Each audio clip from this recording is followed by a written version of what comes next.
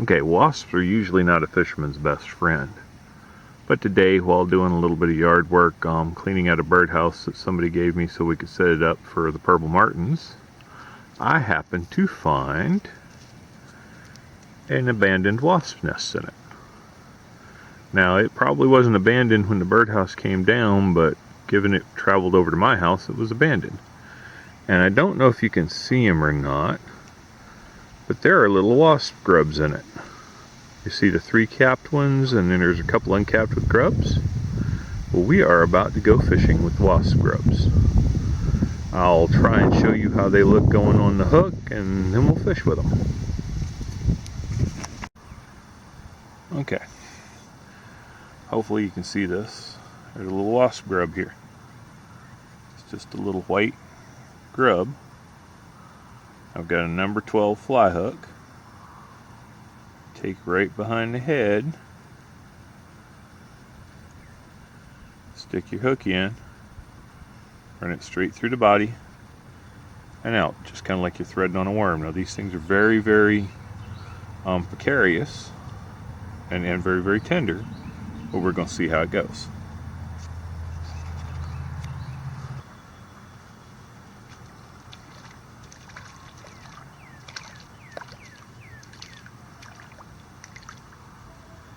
And there we go.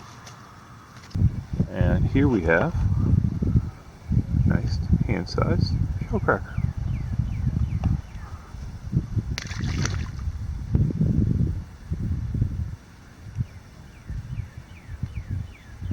All on something that really, usually, when you find these things, ruins your day.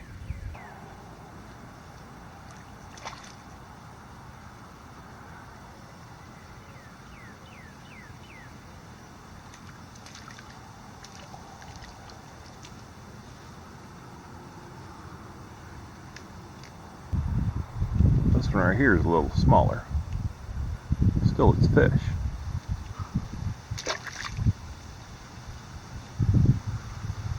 Only disadvantage of using a bait that's this fragile, soft, is you generally have to rebait every time.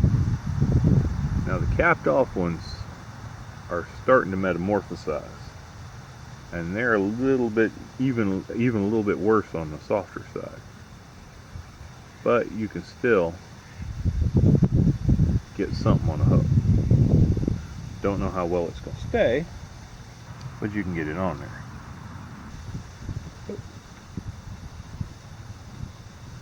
Oh, nuts.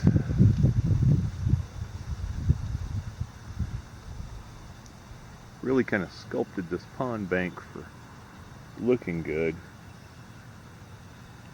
and fishing with a rod and reel before I started this pole fishing. So now I've got trees that interfere with these long poles.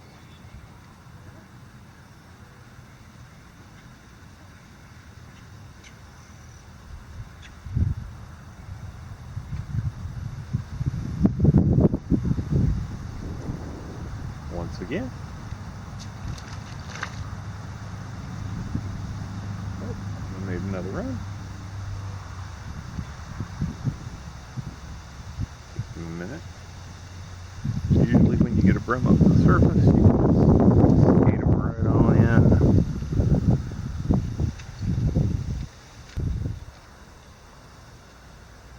There you go.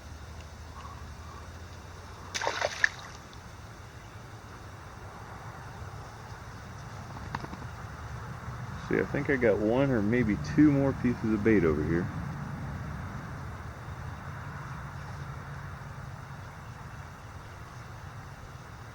Yep, there's one right there.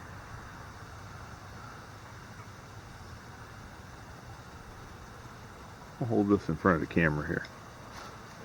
I don't know if you can see it very well or not, but that one actually is forming legs into a wasp. This thing had some cells that just had tiny little wasp eggs in it. And it probably was only being attended by one wasp laying eggs. Maybe you can see that a little bit better.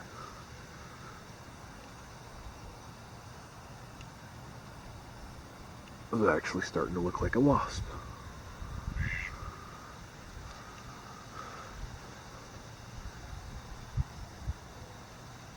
Now, I don't recommend going out and purposely gathering wasp nests. You're going to get stung. I have done it as a kid. You know, being careful. You can especially get a hold of them at night with like a pair of needle nose pliers, drop the nest, and get away from it a little bit, and then come back. But doing it in the daytime, a long stick to knock the nest down so you don't get stung is very important. This one, like I said, just happened to be in the birdhouse we were cleaning out, getting ready to set up. A friend of ours gave it to us. It's a multi-stage purple martin conduit.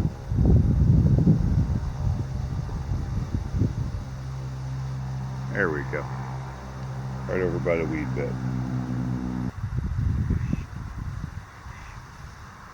That might be something a little nicer than what we've been catching. Just felt a little nicer.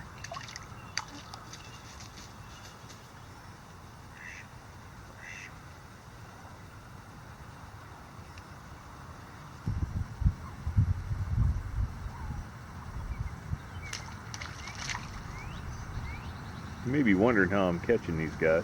I'm just seeing a little imperceptible line movement. Oh, this guy's sideways. Come on, through the trees. There we go.